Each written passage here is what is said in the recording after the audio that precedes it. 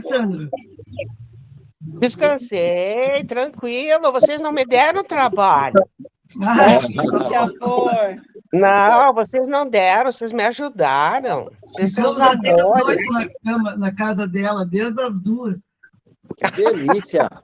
Ah, nossa, mas estava ótimo. Eu estava com muitas saudades. Fazia tempo que eu não via essas meninas. Que legal. Puxa, menina tá bom, hein? Meninas tá bom, né? Não tá? Chamar menina? Não, pode, deve. Deve, tá bom. Deve, tá bom. Oi, Fernando. É o nosso Oi. sinal. Fernando, podemos começar. Tá. Bom, pessoal, boa noite oficialmente agora. E é sempre uma alegria de ver os amigos e de compartilhar também o assunto nas escrituras.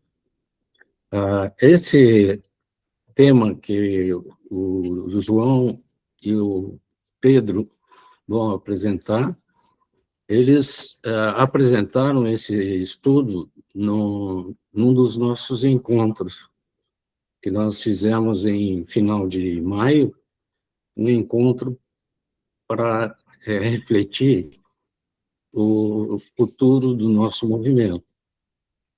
E estavam lá alguns representantes de São Paulo, de Campinas e de Ribeirão Preto. Rio de Janeiro. E Rio de Janeiro. E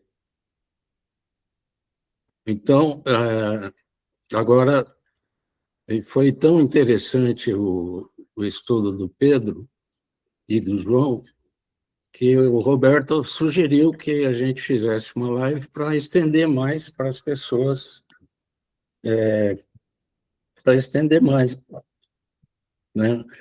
E prontamente o Pedro topou, e o Johnny também, e agora nós vamos fazer esse estudo aqui, e agradeço a prontidão do Pedro, do João, em estar aqui conosco, e também vou pedir para o Pedro começar, e nós temos mais ou menos 1 hora de estudo, e depois é aberto para perguntas, sugestões. Temos depois uma meia hora aproximadamente. Então, Pedro, pode falar aí. Valeu, pessoal. Boa tarde para todo mundo. A gente podia começar orando, a gente podia escolher alguém aí para orar. Que tal? Aproveitar que está o meu sósia, meu pai podia orar, já que para a gente ver que não é a mesma pessoa, viu, pessoal? São duas coisas diferentes. O Pedro é a cópia barata, viu? Não tem problema. Pois, Senhor Deus, é um privilégio nós todos chegarmos assim na sua presença, porque só por causa de Jesus que está ao seu lado, morreu, se entregou, abriu essa porta para que a gente pudesse conversar com o Senhor.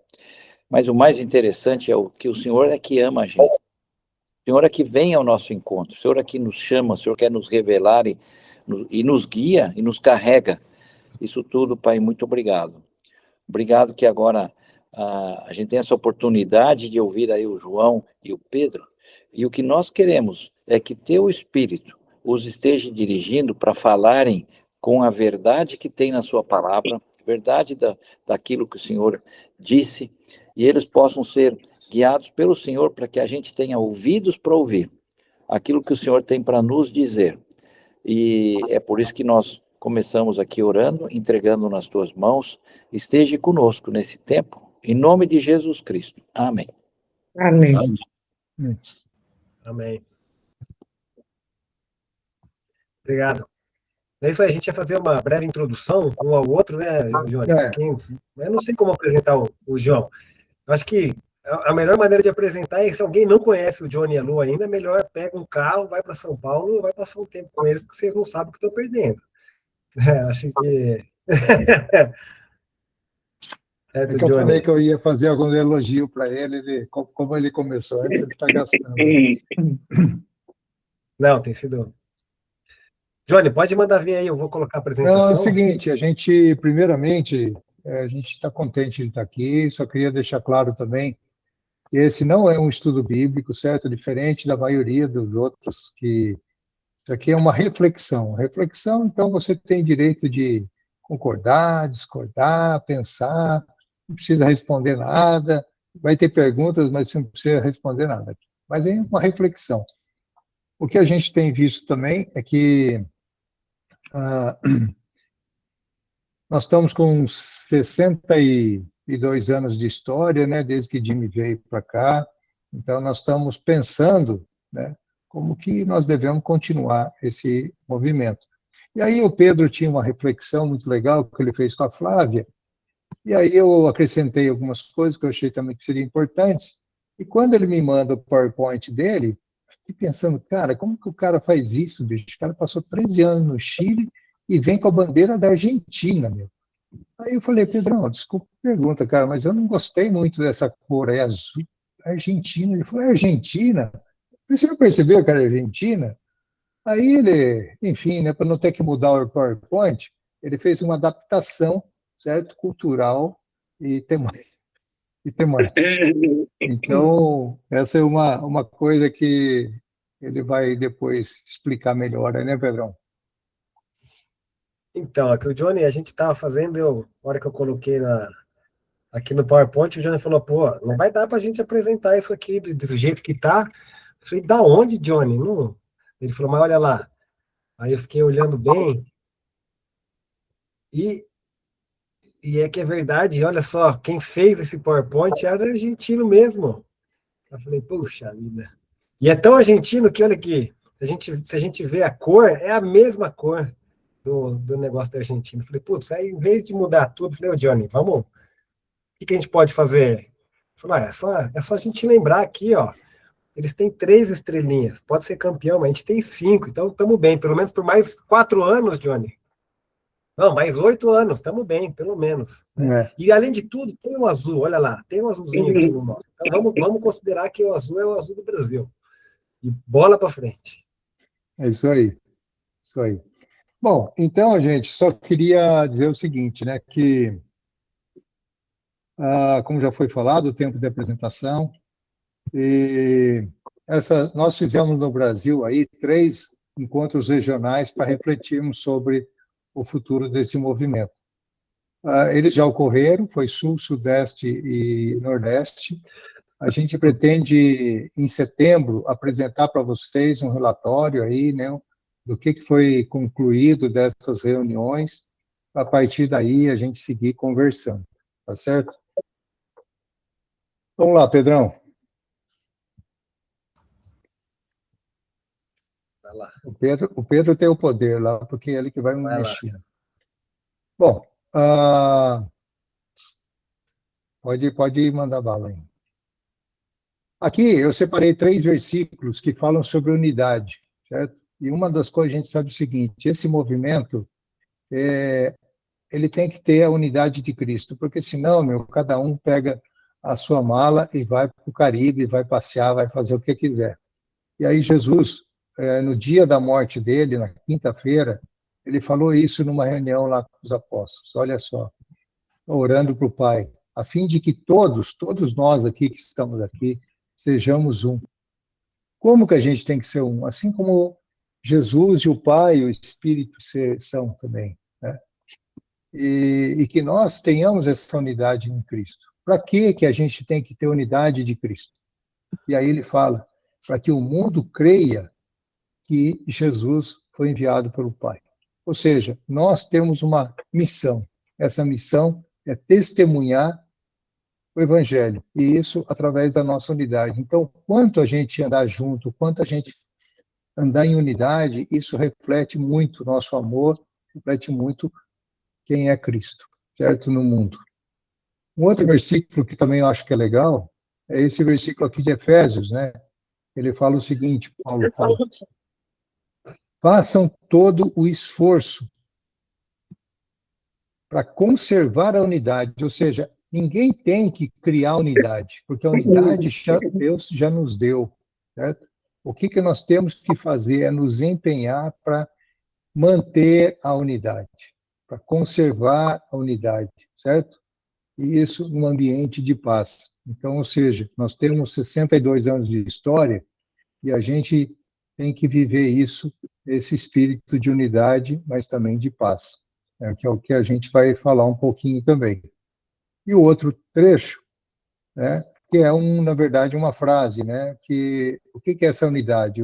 Unidos pelo Espírito, somos chamados a preservar em paz a comunhão que reflete o quê? A relação do Pai e do Filho e testemunha Cristo ao mundo. Muito bem. Para frente. Uma coisa que eu achei importante também dizer é o seguinte, às vezes a gente pergunta, e eu já fiz muito isso, quem são vocês? Nós somos um grupo de estudo bíblico. Se tem uma coisa que a gente não pode dizer com a nossa identidade, é que a gente é um grupo de estudo bíblico. Por que nós não podemos? Porque ateus podem estudar a Bíblia, universitários podem estudar a Bíblia lá, que não creem, teólogos podem estudar a Bíblia, pessoas que não têm nada a ver podem estudar a Bíblia, certo? Então, um grupo de estudo bíblico não define quem nós somos.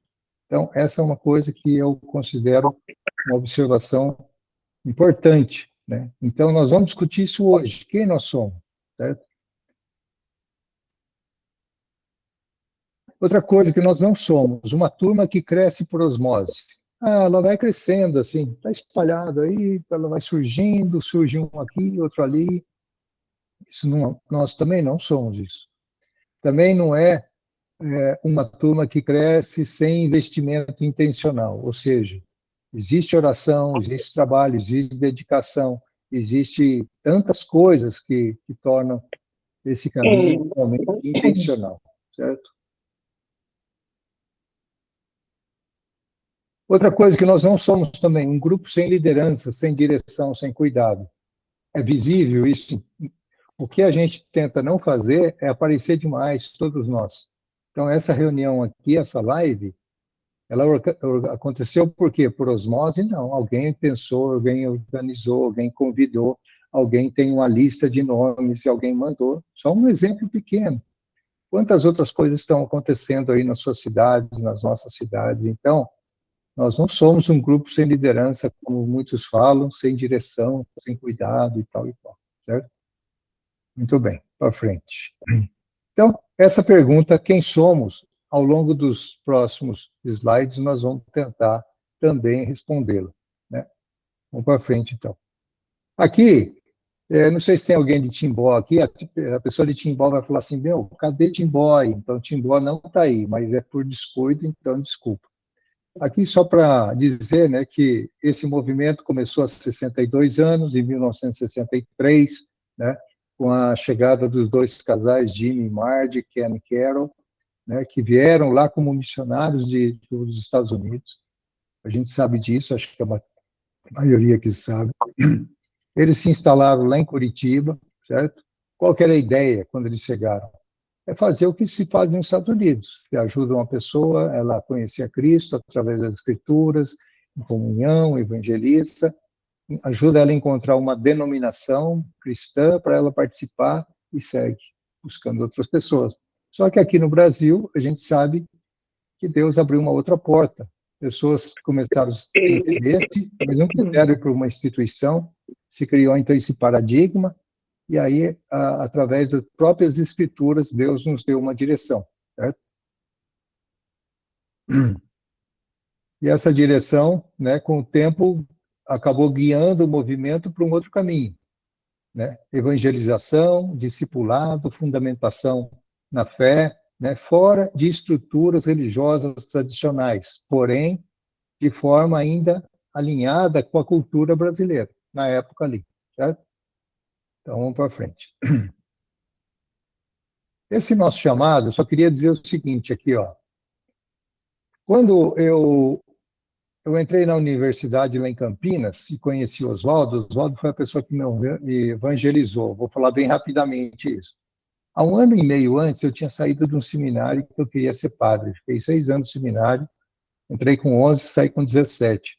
Achei que aquilo não era para mim, mas eu gostava daquela vida, queria servir a Deus. Lá no seminário eu tinha uma pergunta: Senhor, será que um dia eu posso conhecer o Senhor sem uma estrutura religiosa formal? E na época eu entendi que não. E o catolicismo era a única opção, e aí fiquei. Quando eu conheci Oswaldo, né, e depois a turma e o grupo, Deus falou no meu coração: cara, estou te dando uma coisa que tem a ver com o seu jeitão, certo? E eu fiquei muito feliz. Me identifiquei com o tempo, com esse movimento, assim como muitos de vocês certamente estão aqui nesse movimento e não estão em outro. Não é porque os outros sejam ruins, não é porque os nossos sejam melhores, é porque é um chamado de Deus, certo? E eu, então, até hoje, nesses tantos anos aí, me identifico muito com esse nosso chamado. E aí, depois de alguns anos, quando fui me envolvendo mais com o grupo, um dia eu li isso aqui, ó. Entendemos que nosso chamado, como chamado, a missão para a qual Deus nos chama. Ou seja, qual que é essa? Levar o evangelho de Jesus e seu reino às nações, às etnias. Como? Através de gerações espirituais de pessoas. O que é isso? Uma pessoa vai passando para outra, que passa para outra, e assim vai. E vivem, aprendem e são exemplo entre os que ainda não conhecem. Então, depois de um tempo eu li isso e falei, cara, eu me identifico com isso daí.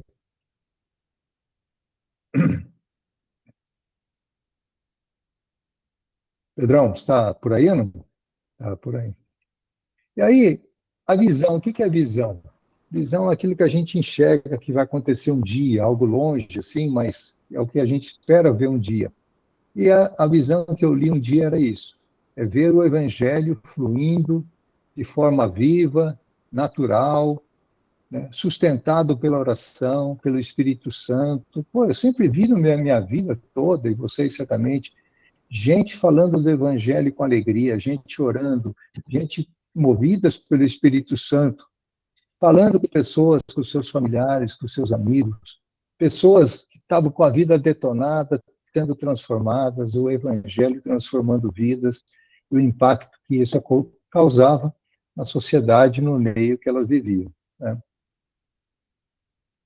E aí, tem a questão dos valores.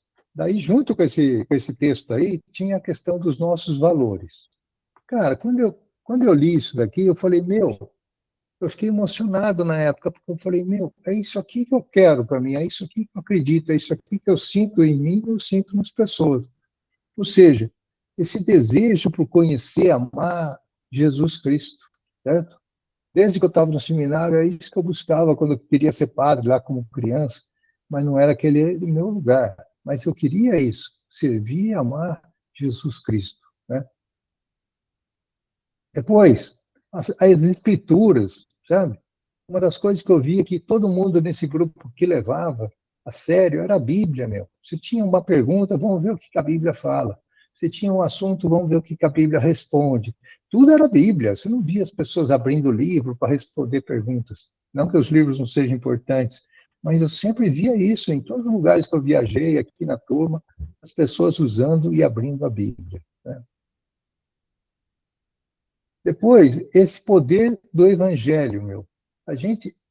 Eu na minha vida, mas na vida de outras pessoas, já vi vidas destruídas, assim, casamentos, a gente mesmo, a Elaine e eu, ajudando pessoas, estava tudo já à beira do divórcio, estudando a Bíblia, lendo a Bíblia, as pessoas se reconciliam, se acertam, tantas coisas. Então, o Evangelho tem esse poder transformador.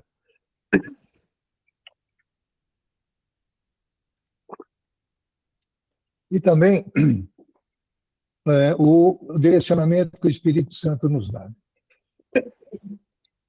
Vamos para frente, Pedrão, porque senão não vai dar tempo aqui. Outra coisa que a gente via também, a fé, a oração, certo? Firmadas nas promessas de Deus. Quantas vezes já vi O Jimmy tinha essa promessa, Oswaldo tinha essa promessa, fulano tinha essa promessa, a promessa de Isaías, promessa de Jeremias, promessa de Jesus, tudo isso nas Escrituras. Outra coisa também, o valor das pessoas, tá? O valor das pessoas. Quanto que pessoas, Oswaldo, que é a pessoa que eu tenho por referência, mas dedicaram o tempo para mim. Ganhando o que com isso? Nada. Entendeu? E assim, nos ensinaram também que a gente tinha que dedicar para as pessoas tempo, energia, capacidade, dinheiro, recursos de todas as naturezas, valorizar as pessoas, não é porque elas são de condição mais inferior ou não. Eu sempre vi isso nesses meus, sei lá, mais de 40 anos aqui. E certamente vocês, olhando para vocês e para o lado, vão enxergar as mesmas coisas. Essa questão, amor e graça e comunhão, certo? Também uma coisa visível.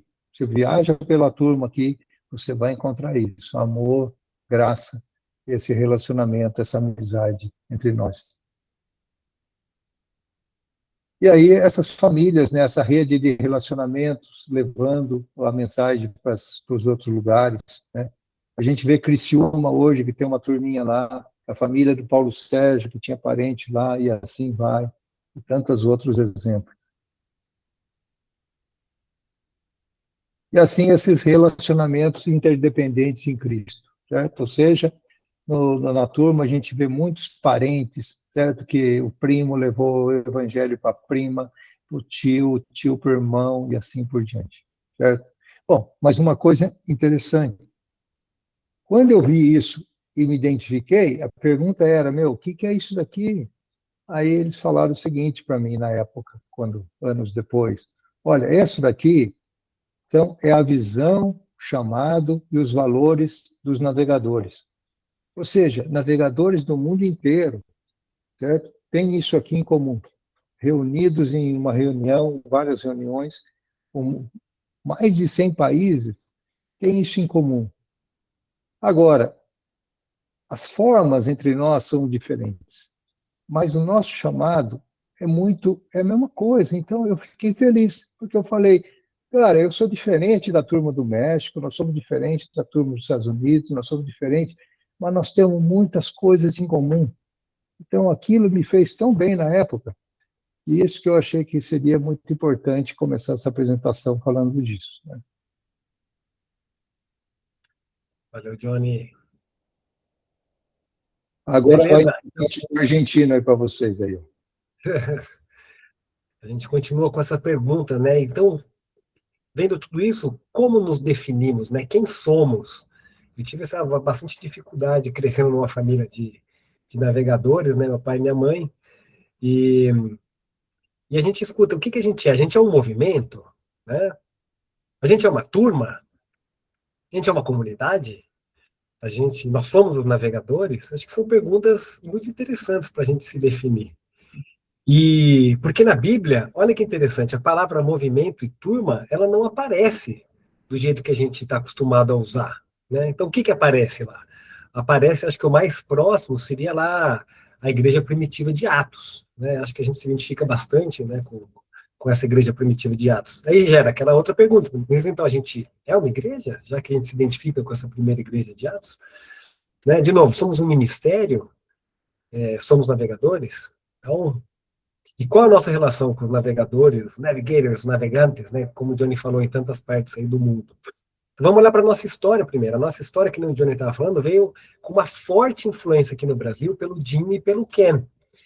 E o Jimmy e o Ken, eles escreveram muitos livros, né? Com a história que eles tiveram aqui no Brasil.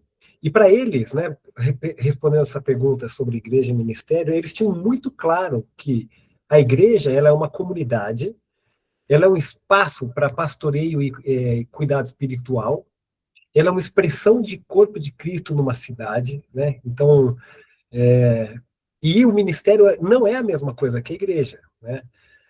Ele é uma função ou missão específica e um instrumento para equipar pessoas, uma ferramenta dentro do propósito maior de Deus. Então, eles já tinham essa separação das duas coisas bem separadas.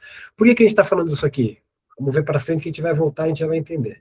Eles tiveram, lá na década de 60, um choque muito grande, porque eles vieram de um ministério, que era o The Navigators, né? Então, quando eles chegaram no Brasil, eles tiveram um choque, porque os evangélicos, eles eram minoria naquela época, e eles tinham pouca influência na cultura. E existia um preconceito grande até, muito maior do que existe hoje. E existia uma separação grande entre a igreja e o mundo.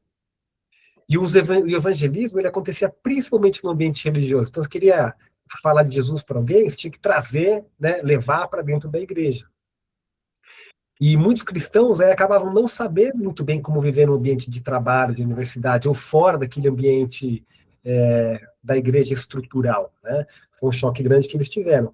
E a igreja, naquela época, ela era pouco integrada à sociedade. Era uma coisa lá e outra coisa aqui. Então, não existia muito junto. Então, surgiu um pensamento neles. Poxa, como é que a gente vai impactar a cidade se nós cristãos estamos vivendo separados do mundo, né? Então, realmente gerou isso aí. E veio o que eles até escreveram um livro, o Jim, que é a ideia da igreja sem paredes, né? Que a ideia não é abolir a igreja, não é separar, mas é reconhecer que a igreja ela existe fora do templo. E para a época foi interessante, mas gerou uma tensão institucional. Por quê? Porque a igreja institucional tinha medo de perder membros. Como é que vai tirar o pessoal, vai expandir? E porque existia essa tendência de centralizar dentro dentro das igrejas, né? E existia uma desconfiança dos ministérios, que nem o do Navigators, que eram, em especial depois, na época da ditadura, existia um pouco de desconfiança, não se falava muito, não se conhecia tanto.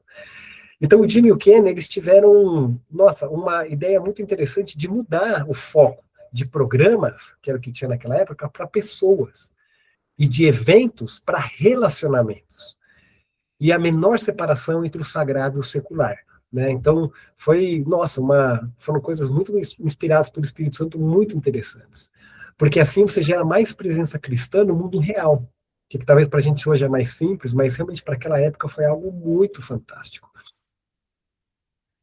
Mas aí, assim, qual que é a nossa forma no Brasil, né? Porque eles eram americanos, vieram para Curitiba, e o que ficou? Qual é o sabor que ficou aqui no Brasil? O que hoje, né? Qual é o nosso sabor?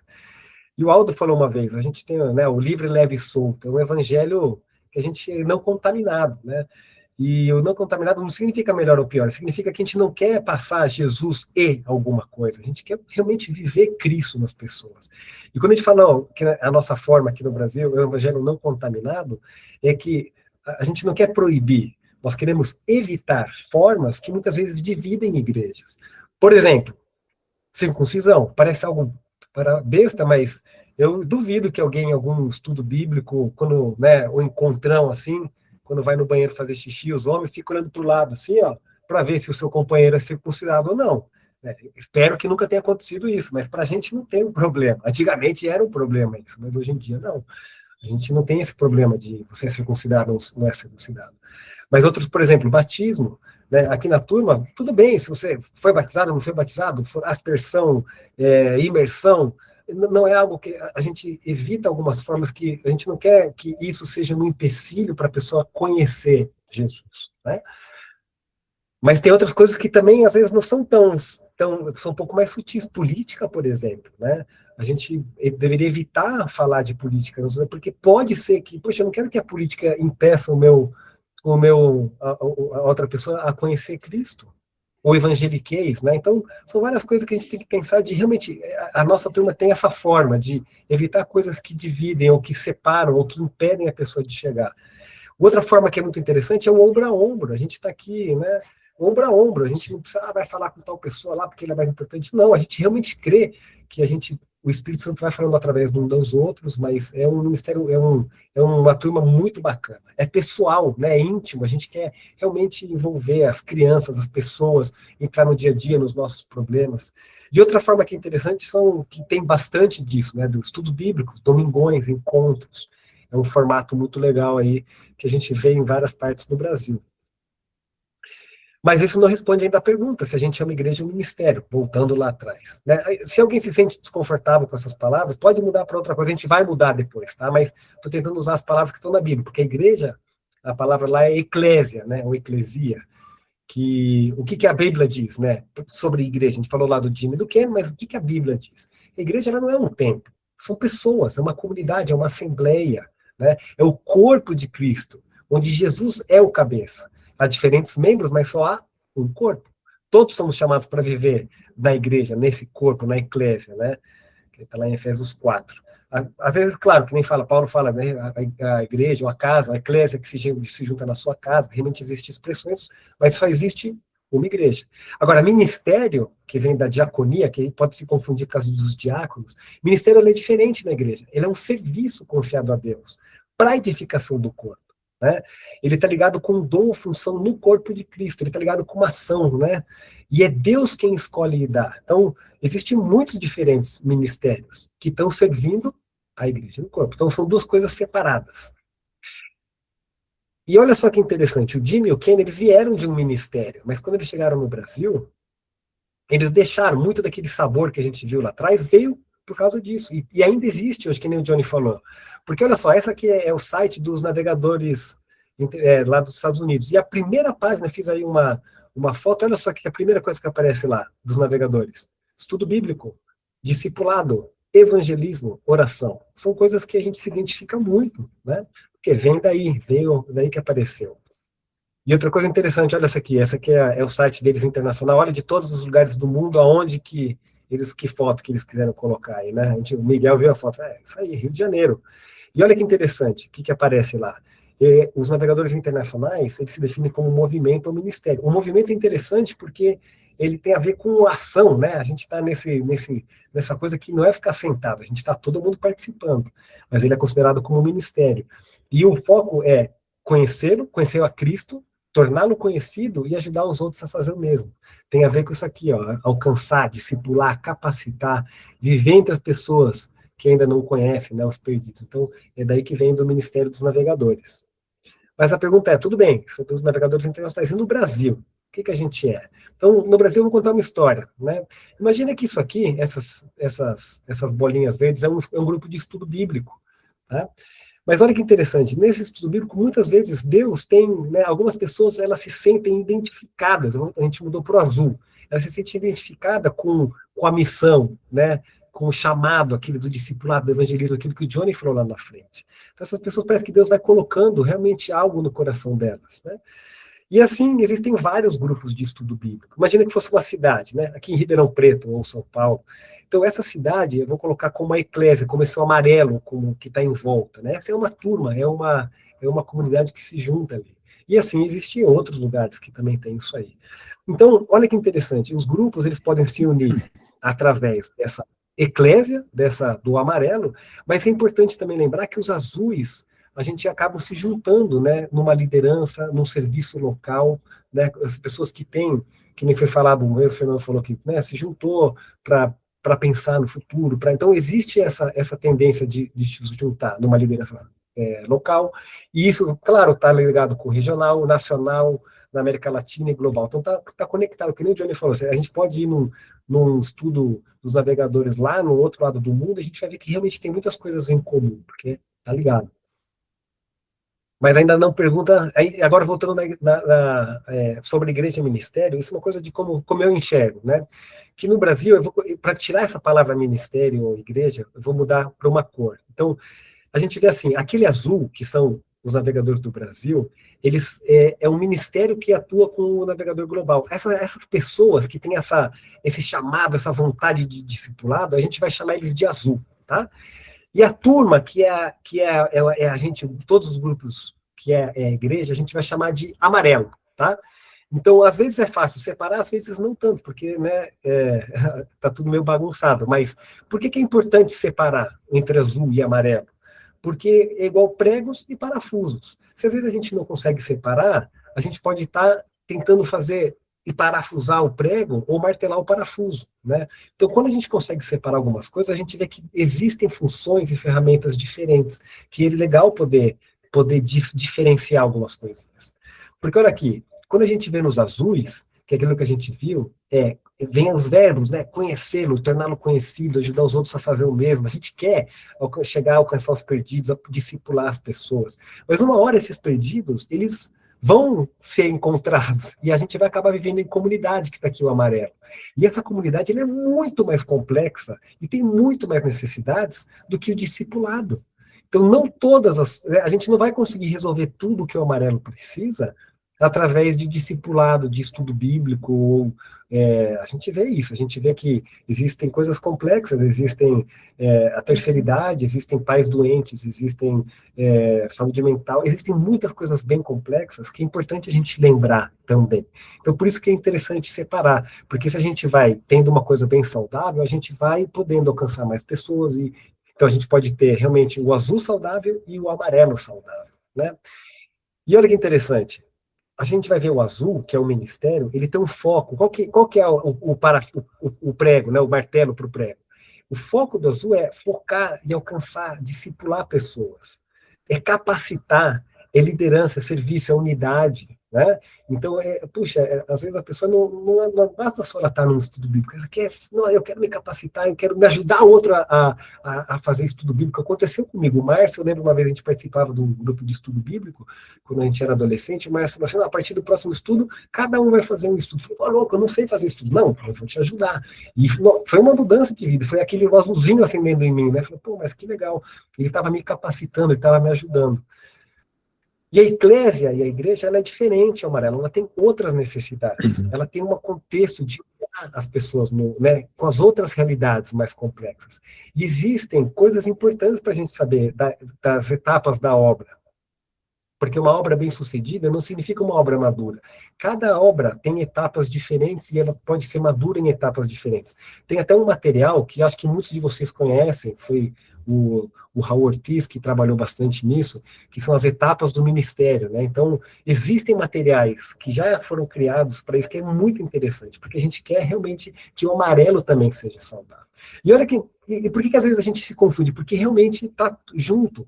Mas olha interessante, se a gente vê Mateus 28, 19 e 20, que é um versículo que a gente fala bastante, né? Do ir de fazer discípulos. Olha só, se a gente olha, que parte desse versículo é azul? É o do verbo, é o do ir. Que é isso aqui, ó, fazer discípulo em todas as nações, ensinar a obedecer, certo? Tem a ver com evangelismo, discipulado, ensino, iniciativa, liderança, né? É pessoal, é um a um, tem muito a ver com o apóstolo, né? Paulo, tipo, vai lá, faz, Jesus enviando os apóstolos, vamos lá.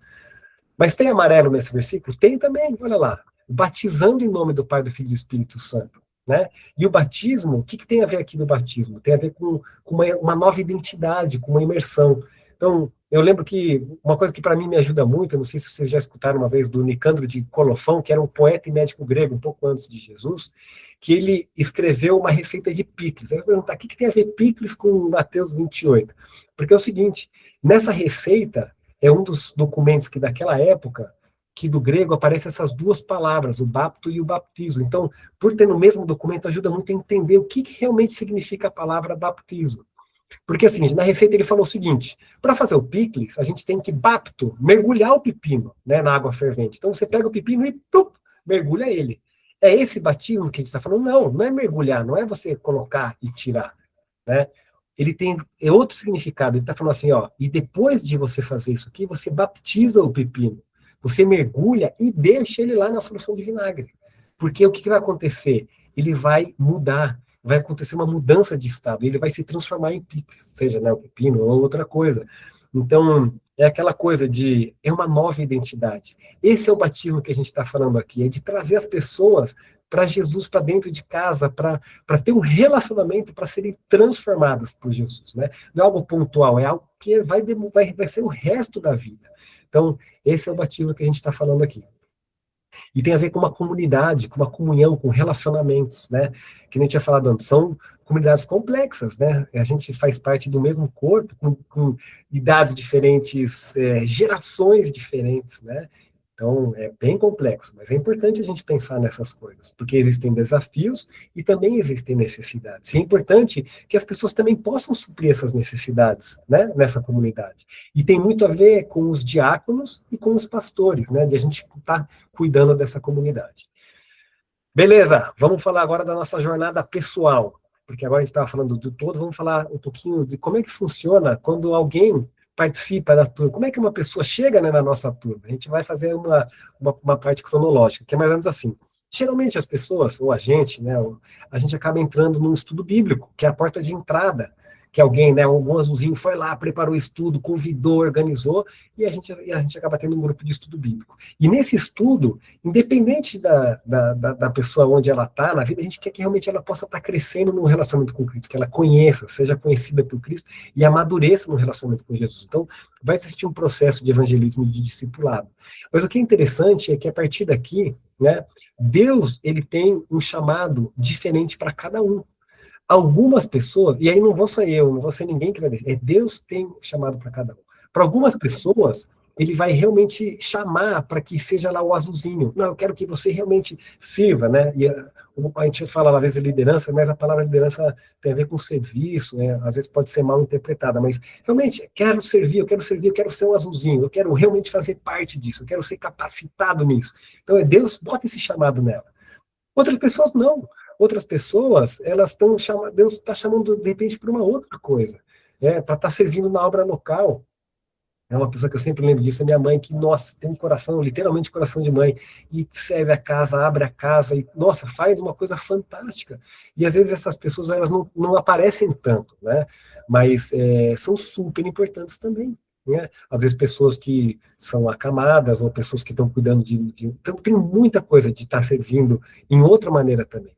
Tem outras pessoas que Deus também vai servir para fazer em diferentes contextos, né? Que de repente vão estar participando de outras eclésias, de outras igrejas dentro do Cristo. E tem pessoas que vão acabar nem ficando na nossa turma, né? Que Deus realmente passaram por aqui e vão para outro lugar.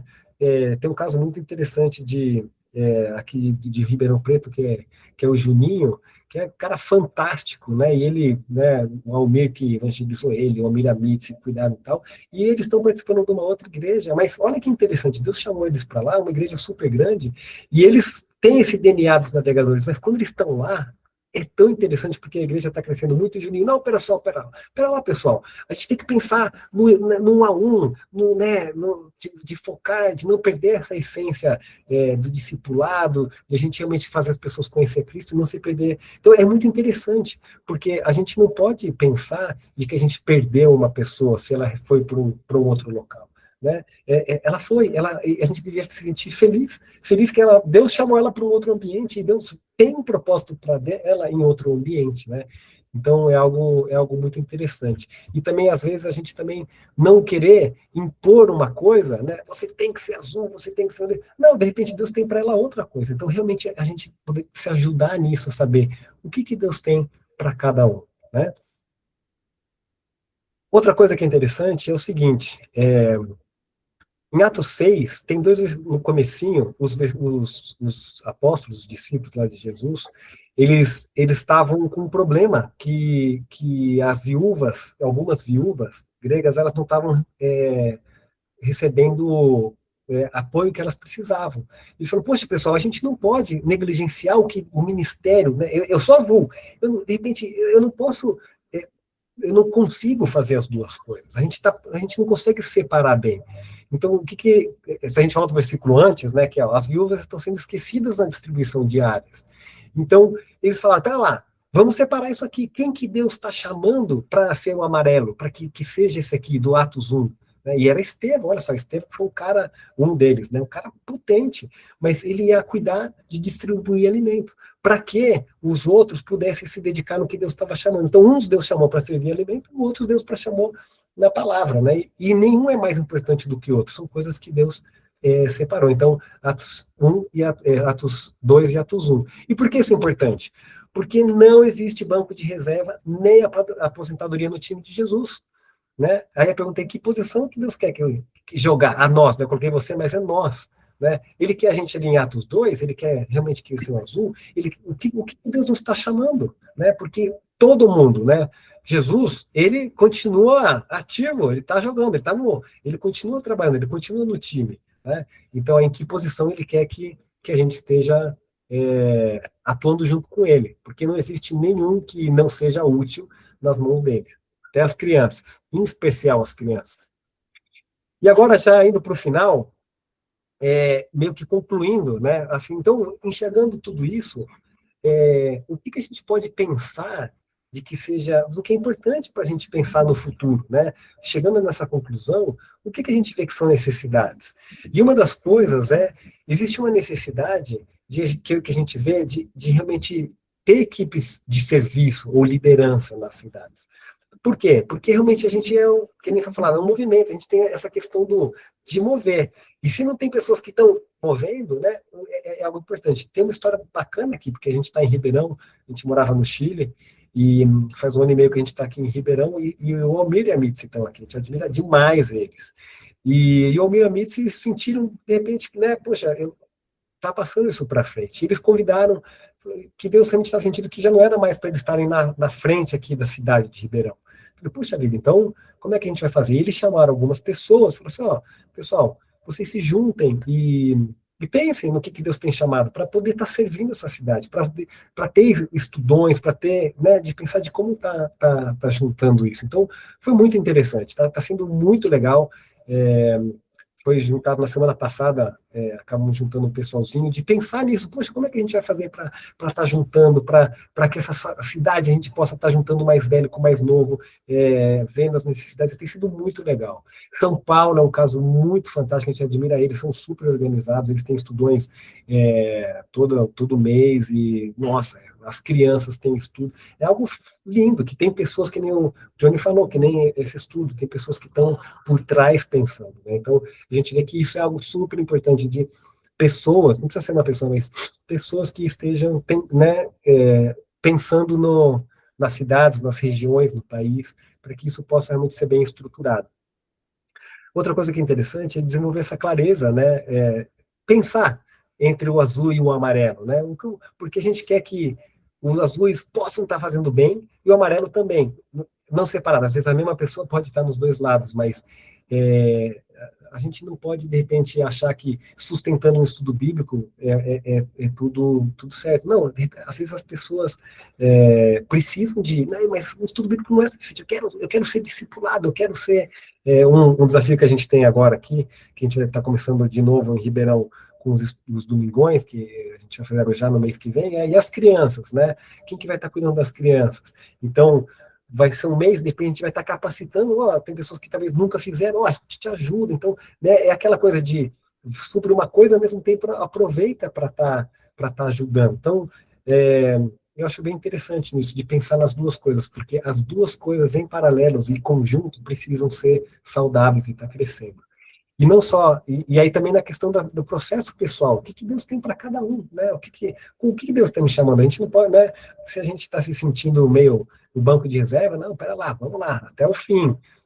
Existe uma expressão em inglês que é die with the boots on, que é vamos até o final com as botas calçadas, porque, né, existe algo muito lindo na terceira idade, que os anciões, existe muito lindo das crianças, então, realmente, realmente Jesus tem chamado a gente para todos estarmos participando nisso aí. Outro que é algo interessante também pensar é qual que é a nossa relação com as outras obras cristãs do reino. Porque, como a gente falou, a eclésia só existe uma, né? E qual que é a nossa relação com as outras igrejas ou nossos outros irmãos?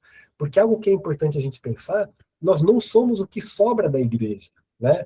Como assim? Deixa eu explicar. Essa foto aqui, ela é de Atlas, né?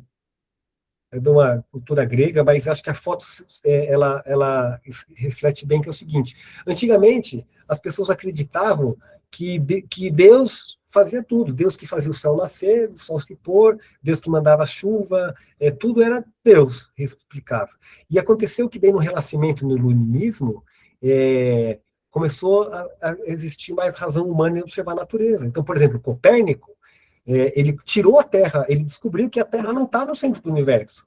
E o Newton, ele começou a mostrar que, né, os planetas, ele começou a mostrar que os planetas não precisam da intervenção divina para eles estarem girando. Então, Deus, a ideia é o seguinte: tomar cuidado com o Deus da lacuna. O que é o Deus da lacuna? Puxa, antes era Deus que sustentava todas as coisas. Aí veio Copérnico e Newton, eles diminuíram o poder de Deus, porque já não era Deus que precisa está intervindo, né? Poxa, parece que a Terra gira em torno do Sol sozinho. Mas não é verdade. Copérnico e Newton, eles eram cristãos. E a gente não pode pensar que Deus ele fica com o que sobra. Né? Isso não é verdade, tanto que eu gosto muito de ciência, física quântica, Deus, porque quanto mais a gente vai aprendendo, é Deus se revelando através dessas coisas. É fantástico, a gente vê o tamanho do universo, tantas coisas, eu acho que é para Deus revelar o poder dele. E a questão da Bíblia é a mesma coisa. O que isso tem a ver com a gente? Tem a ver que se a gente se considera o contrário da igreja, hoje a igreja ela é mais diferente do que era na época de 60, né, da década de 60. Antes a igreja era pequena, hoje a igreja cresceu demais, a igreja institucional. E se a gente se considera com o que sobra, a gente vai ficar cada vez menor, porque então não é isso, a gente não é o que sobra. Nós temos uma identidade bacana, certo? A gente é o que Deus nos chama para ser, né? E até quando ele chamar a gente para ser o que ele quer. Então, só para a gente pensar nisso, de que a gente sempre... Por isso que é importante a gente estar pensando o que Deus nos tem chamado, como que a gente é, e que a gente tem realmente, a gente faz parte de um corpo maior, que é muito bacana. Outra coisa interessante é que é importante pensar no futuro em relação à resolução de conflitos. Por quê? Porque ter conflito não significa que não é de Deus. É só lembrar de Paulo e Barnabé, que tiveram um tremendo conflito, né? E os conflitos, é importante a gente ter ferramentas, porque vão existir conflitos, seja na nossa família, seja na nossa comunidade, né, seja com os nossos filhos, e é importante a gente pensar em ter ferramentas, porque tendo ferramentas, a gente vai poder, né, estar no vínculo do amor e passar, de repente, coisas que às vezes pode ser complicado, porque houve conflitos no passado, existe no presente, e vai haver no futuro, né, conflitos, mas realmente Jesus, é importante a gente se capacitar nisso e saber que acontece e vamos lá, porque é importante a gente estar bem capacitado para poder ter uma obra saudável, né? Vou deixar com o Johnny aqui no próximo slide para ele estar continuando aí, Johnny. Você sabe que, ouvindo o Pedro aqui, eu quando mando áudio de WhatsApp, eu nunca gosto de me ouvir na velocidade 1, né, cara? Porque eu acho que eu falo muito devagar. Então, toda vez que eu ouço de novo o áudio que eu mandei, eu sempre ponho no 1,5, que eu me identifico com 1,5. E o Pedro aqui parece que ele estava no 1,5, né? Mas a velocidade dele foi boa. E também porque a gente estava preocupado que não ia dar tempo. Mas, enfim, então, a pergunta que todos nós fazemos, e às vezes a gente ouve esse comentário, cara, essa turma aqui vai acabar. Certo? Por quê? Por causa disso, por causa disso, por causa disso. Então, uma pergunta, né? Como a apresentação aqui é reflexão, o que é importante para a continuidade dessa turma, certo?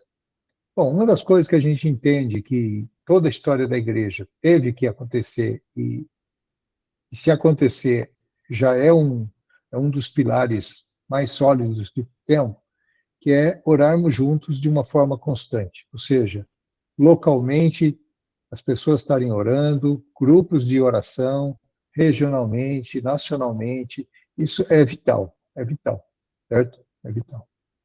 Então, assim, eu não sei como que cada cidade tem resolvido isso, mas eu penso assim, se a sua cidade você vê que não está crescendo, não está surgindo gente nova, a primeira pergunta, não é pergunta se tem trabalhadores, se tem geração nova, se tem geração... A pergunta é a seguinte, vocês estão orando? Certo? Essa é a pergunta que a gente fez em São Paulo, e estamos lá, montamos um grupo semanal de oração pela cidade. Ah, nós somos os bons. Não somos bons. Mas a gente entendeu o seguinte, que São Paulo, como que você vai evangelizar São Paulo? Fala para mim. É difícil. Então, se a gente não se ajuntar lá em orar, a equipe de serviço lá de São Paulo, falou, não, vamos orar, vamos juntar, porque, cara, ou Deus dá, nós estamos na roça, né? Outra coisa, né? A gente ganhar consciência, convicção, crescer nisso, de que esse chamado que nós temos aqui, como o Pedro falou, nós não somos o que sobra, entendeu? Ah, aquele filho pobre, entendeu? Aquela pessoa, o grupo. Nós somos o que Deus deu para nós sermos. Se nós tivermos que atender o que a igreja presbiteriana, batista, católica é chamada para fazer, nós vamos ser os maiores fracassados, cara, porque é muita gente para a infraestrutura que a gente tem. Nós não somos chamados para multidões. Antigamente falava assim, qual que é o tamanho do seu grupo? A resposta que eu ouvi é isso, a quantidade de pessoas que cabe na minha sala, certo? Então, nosso grupo, nossa turma, ele tem um chamado. Então, a pior coisa que às vezes pode acontecer é a gente olhar do lado e falar, nossa, como eles estão indo bem, eles ampliaram a igreja deles, eles ampliaram o estacionamento da igreja deles, eles têm 35 ministérios, eles têm navio que leva... A pergunta é o seguinte, você foi chamado para fazer isso? Então, faça o que Deus está te chamando bem feito e você vai ver como que vai ficar bonito. Né? Outra coisa, nos comunicarmos melhor. Uma das respostas mais comuns que teve o relatório dos 3 encontros regionais é isso. Comunicação, certo? Melhorar a comunicação. Você pergunta na Apple, no Google, provavelmente um dos problemas que eles vão ter lá é comunicação. Deus tinha um problema de comunicação com o homem. O que ele mandou? O verbo para se comunicar, certo? Então, comunicação é um problema crônico em qualquer lugar, e nós temos... E aí foi sugerido o quê? Não, que a gente tem que fazer mais estudos gerais, que a gente tem que mandar fazer newsletters digitais, que nós temos que fazer coisas que as pessoas de Porto Alegre saibam o que está acontecendo em outras cidades e vice-versa. Então, isso tudo pode ser que estimule a nossa unidade, o sentimento de pertencimento e também testemunhos das pessoas. Então, ou seja, tudo isso a gente entende e é importante que venha a acontecer melhor, mais, etc. Né? Não sabemos muito como, mas talvez seja uma coisa importante. Fortalecemos nossa amizade e unidade.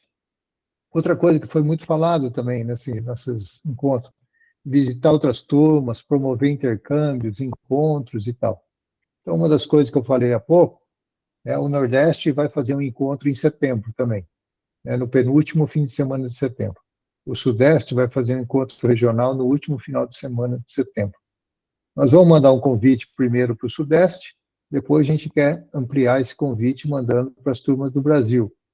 A hora que chegar esse convite para você, poxa, considere a possibilidade de chegar lá, certo? Por quê? Porque é legal a gente se ver, certo? É legal a gente compartilhar. E não é só legal, é legal para os novos que estão chegando, saber, esse daqui é o fulano que entrou na turma em 1750, olha que legal, tal, né?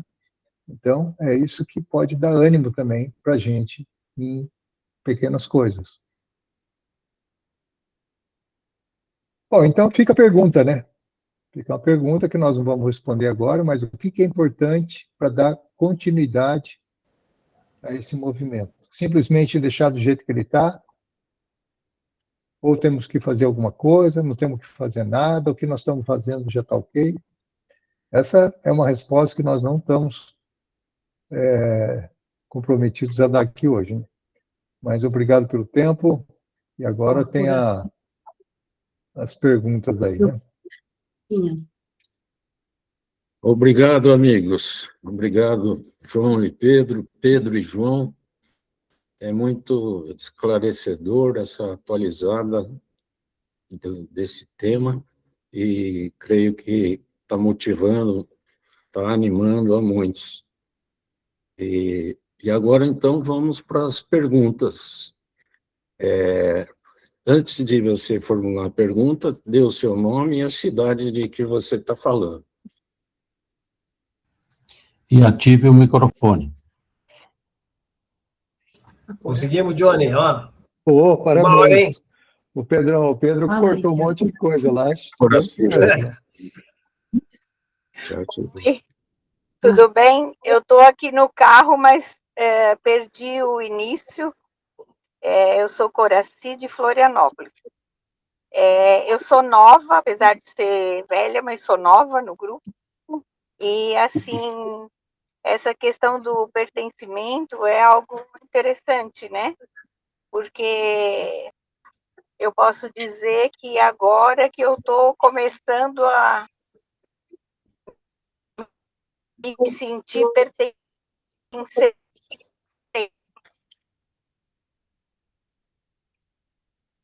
vamos dizer assim, né? Não, não tá com Tem um está está distante, né? Tem pessoal de Natal, de João Pessoa, né? E eu vou querer depois ver esse encontro desde que eu perdi, né? Mas eu achei muito interessante essa abordagem, assim. Quero agradecer muito ao também pessoal. Obrigada. Obrigado, Coraci.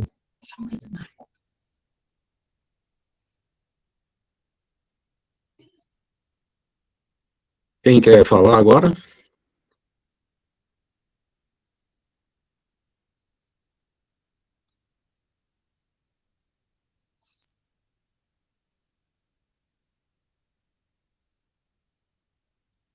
Eu acho que aqui estão participando o Fábio Pedro, assim quem a gente estuda junto, a Marta, a Gabi, parece que está também. Eu não consegui ver todos, porque estou aqui no celular e está meio difícil aqui no carro. Tá bem? Ok, Coraci. Quem mais quer fazer a pergunta? Eu não. O Carlos Scolari, aqui de Porto Alegre. Eu não entendi direito ali a distinção entre o azul e o amarelo. Existe uma equipe que seria do azul e uma outra equipe que seria do amarelo? Pode explicar melhor, Pedro? Com certeza. Eu acho que a ideia do azul e do amarelo é interessante pensar em óculos, certo? Maneiras de ver óculos. Se a gente às vezes tenta classificar pessoas, pode ser um pouco mais complicado, porque às vezes a mesma pessoa, ela, que nem no mesmo versículo, tem as duas coisas. Mas uma coisa que eu vejo assim, em relação ao azul, existem pessoas, se a gente volta naquele que você vai ligando os azuis um com os outros, certo? Então, isso eu acho algo importante, que sim, existem pessoas que a gente vai se juntando, que nem, eu vejo, a gente está aqui em Ribeirão, e tem pessoas que a gente se identifica muito, tem o Marcão e a Adréia, tem o Fer, tem o Almir, então a gente acaba se juntando nessa equipe regional, que são coisas que nos identificam. E, então, isso acaba que também a gente acaba se juntando no regional, então existem pessoas que a gente vai se juntando e vão conectando, né? Na América Latina, a gente morou no Chile, e é muito interessante como toda a América Latina, acho que por causa do idioma, do espanhol, existe bastante mais essa conexão entre os países, né? Então, acho que a gente acaba vendo bastante mais isso. Em relação ao amarelo, eu acho que o amarelo a gente tem que pensar como ele é a eclésia, ele é todo, né? Ele é toda a comunidade, ele é todo mundo aqui de Ribeirão. Então, quando eu tinha comentado de que é importante a gente ter, talvez, lideranças ou pessoas que estejam pensando, eu acho que não são pessoas diferentes. Eu acho que quem Deus está chamando, quem Deus tem no coração, de que tem esse chamado para poder estar servindo essa comunidade, né? Eu acho que, se eu fosse colocar uma cor, ele acaba se transformando num... É difícil, mas acaba se transformando num azul, uma pessoa que queira estar servindo, que tenha talvez aquele chamado mais. Mas o amarelo eu vejo mais toda essa comunidade, todas as pessoas que estão ao redor. Talvez aquelas pessoas que não apareçam muito, né, que estão querendo servir de uma outra maneira, que não tem de repente um chamado para estar discipulando, não tem um chamado para estar evangelizando alguém, que não se sinta tão confortável nisso. Tem muitas, que nem na Bíblia a gente vê que tem muitas mulheres que elas serviam financeiramente, né? Então, que é um serviço super importante também. Eu vejo que, então, eu acho que lembrando que as cores diferentes, lembrando que existem necessidades e focos diferentes. Agora, se são pessoas diferentes ou não, eu acho que aí tem que ver cada lugar, né? Eu vejo como funciona assim. Não sei se respondo a tua pergunta, Escolar. Escolar. Não, Escolar, tranquilo. mas só acrescentando um pouco, eu vejo assim que também, como eu entendo, assim, né, porque esse também é um processo de amadurecimento. Mas como a gente veio de duas pessoas missionárias que tinham forte o lance de fazer evangelismo e tal, e como nós viemos dos navegadores, que tem como esse ministério, vamos chamar assim, né, o foco de fazer ele discípulo, treinar, capacitar. Então, para a gente, eu vejo que ficou muito forte isso, de que isso é o suprassumo do evangelho. Entendeu? Então, eu vejo que às vezes você está andando com uma pessoa e você já quer que ela faça, que ela seja um evangelizador, e às vezes a pessoa não tem esse chamado, não tem esse dom, certo? Todo mundo tem que, né, a Bíblia fala, todo mundo tem que ter fé, mas tem gente que tem o dom da fé, todo mundo que tem isso. Então, eu entendo assim, quando a gente conseguir entender com mais clareza que tem algumas pessoas que têm alguns dons, esses dons é para exercer alguma função, e o outro, certo? Que às vezes não aparece, como no estudo que uma vez acho que o Aramir fez, né, dos anônimos, e a gente, entendendo melhor, não vai colocar uma cobrança injusta, muitas vezes, em cima de pessoas, mas orar para que ela realmente exerça bem o seu dom, né, na sua função. Eu acho que a gente vai crescer bastante. Porque eu me sinto mais azul, assim, né, em muitas coisas. Mas, por causa disso, eu já fui um peso para minha família, já fui um peso para minha filha, eu já fui um peso para minha mulher, certo? Por quê? Porque, puxa, você não está fazendo isso, você não está nisso ainda, você tem que fazer, você tem que evangelizar. Mas daí você fala, pô, mas será que ela não tem outras formas que ela está manifestando a fé e a visão e o chamado dela, os dons? Certamente tem. Né? Então... E a questão de... Quero falar. Não sei se tem alguém que... vamos responder perguntas, senão a gente vai acabar indo muito mais... Como que eu levanto a minha mão? O Luiz Osório, pode falar. Boa noite, pessoal, tudo bem? Boa noite. Tudo bem. Oi, Pedro. Osório, tudo jóia? Tudo jóia. Bom, eu faço parte da parte mais velha aí da turma, um pouco, não tão velhos quanto os outros, mas são 48 anos fazendo estudo bíblico semanal em casa e com os amigos e tal. E também tive uma experiência de rodar em algumas igrejas e ter uma experiência do cristianismo fora do relacionamento direto da turma dos navegadores. Mas sempre fui sempre fiquei dentro da semente, da raiz dos navegadores, e isso foi muito, muito bom. Pela minha experiência e contribuição dentro desse assunto, eu vejo que a gente tem coisas que são únicas da gente, tá? E acho que é a liberdade de estudar as escrituras com outras pessoas de qualquer cultura religiosa. Isso nos dá uma habilidade de falar de Cristo com uma, vamos dizer assim, uma doçura que tem poucas igrejas têm essa ferramenta ou esse dom dentro da coisa. Porque estudos bíblicos, como vocês comentaram, todos eles têm, igrejas dentro de casa também. Mas a herança que a gente teve do Jim, do Ken, depois do Aldo, depois do Daniel Green, depois de tantos outros que a gente passou, até dos que estão aqui, a gente teve uma cultura que deve ser valorizada e estimulada. Então, acho que a definição e os propósitos que vocês colocaram estão bem coerentes com tudo aquilo que foi construído durante essas décadas todas.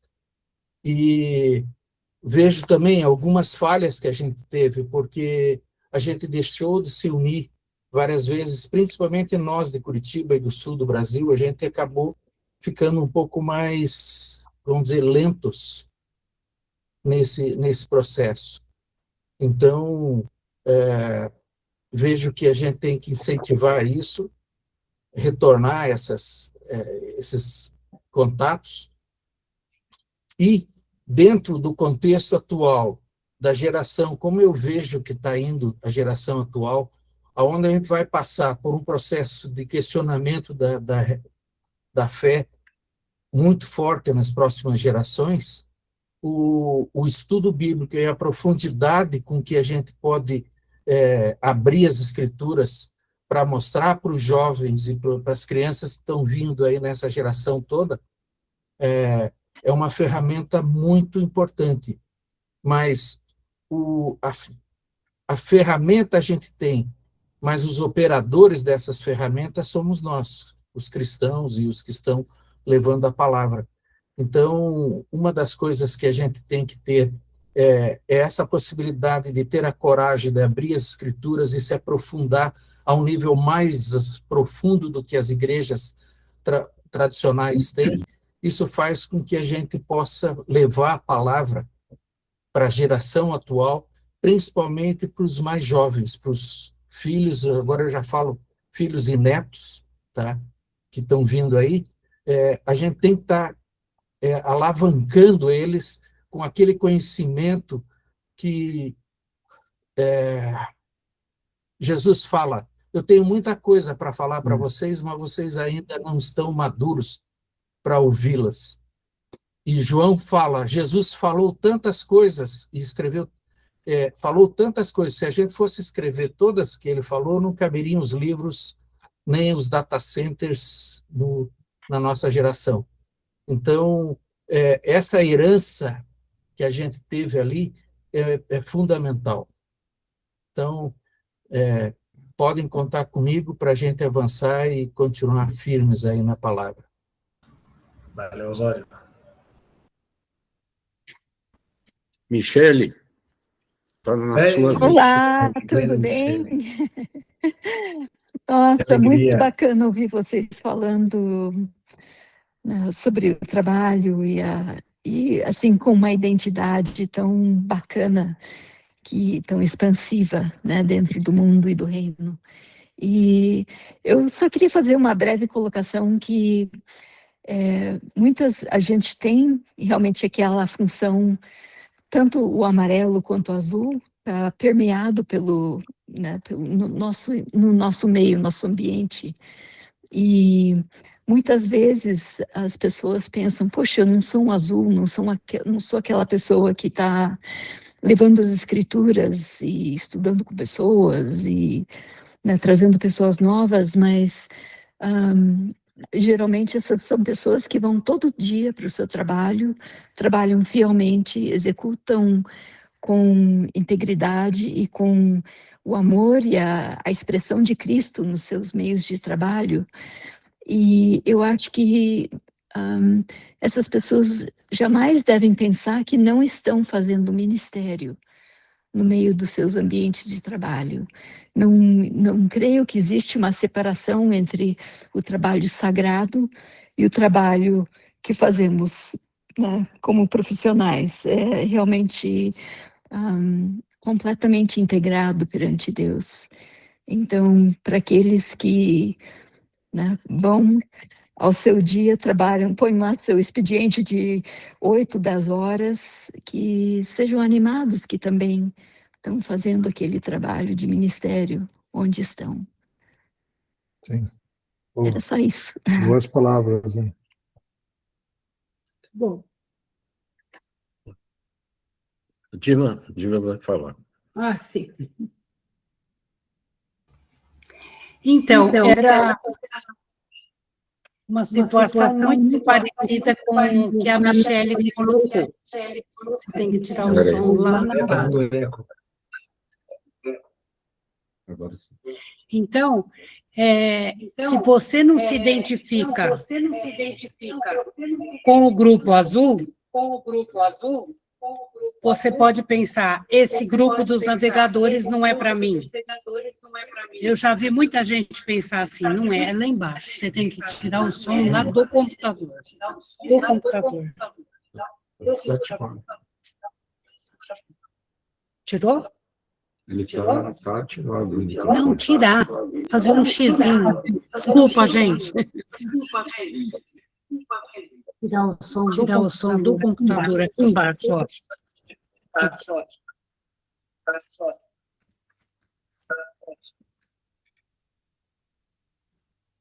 Então, essa questão de você colocar o amarelo e o azul é sinal de que nós temos lugar em todo, todos têm lugar nesse movimento, todos têm como participar, seja amarelo, seja azul. Hoje eu posso estar sendo azul, na minha velhice eu posso passar a ser amarelinha, porque eu vou ficar quietinha lá, esquentando meus pés e só ouvindo a palavra, né? Então, muita gente pensa que, eu não estou fazendo nada, não posso participar de nada, porque eu tenho meus limites, eu tenho as minhas circunstâncias, então eu não tenho lugar nesse movimento. Não pode ser pensado assim. Sempre temos um lugar, seja amarelo, seja azul, seja velho, seja jovem, seja criança, nós temos um lugar. E, como a Michele falou, seja lá o que for, fazendo o meu almoço, fazendo a faxina da casa, eu posso estar servindo a Deus e exercendo a minha função de azulzinho, né? Era isso que eu queria comentar. Pessoal, alguma pergunta a mais?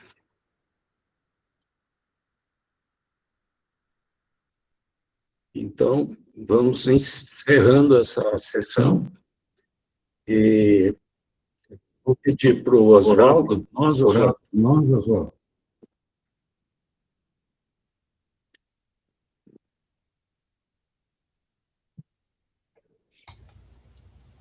Ninguém está falando? Tá ouvindo todos? Tá. Sim. Será que te ouviram? Humildemente, Deus, nós queremos agradecer, porque o Senhor é o Deus da história, o Senhor é o Criador, e o Senhor é o Criador. No momento, Pai, em que o Senhor enviou o teu Filho ao mundo, nós entendemos, Pai, que Ele é o único caminho e que nos leva, Pai, agora, Pai, a poder desfrutar desse tempo de comunhão com o Senhor. A certeza de que o Senhor nos coloca, é o Senhor que nos coloca, Pai, individualmente mesmo, Pai, e como famílias também, no curso dessa tua história, Pai. Então, nessa esperança de que estamos caminhando na tua história, e independente, Pai, das limitações que às vezes encontramos hoje, nós sabemos, por fé, Pai, e na esperança, Pai, de que chegaremos no final dessa história como o Senhor tem determinado. Então, obrigado, Pai, obrigado pelo João, pelo Pedro, pelo esforço dele, o trabalho deles, Pai, de nos apresentar todo esse material aí, que também possa nos ajudar, Pai, a repensar em tudo, e também, Pai, falar com o Senhor qual é o nosso lugar no meio de tudo isso aí.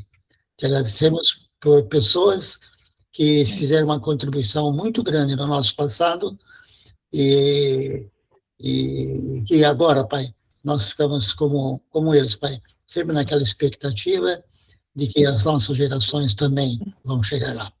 Te agradecemos por tudo, Pai, e em nome de Cristo. Amém. Amém. Um abração a todos. Muito obrigado, Pedro. Obrigado, gente. Obrigado aí pela assessoria. Obrigado por vocês. Obrigado aí, gente. Ó, valeu. Valeu mesmo. Obrigada. Ó, o Jimmy não está aqui, mas mandou 2 representantes, hein? Isso mesmo. Tchau, obrigada. Valeu, Michele. Gente querida. Evelyn, eu vou ligar para você. Abraço.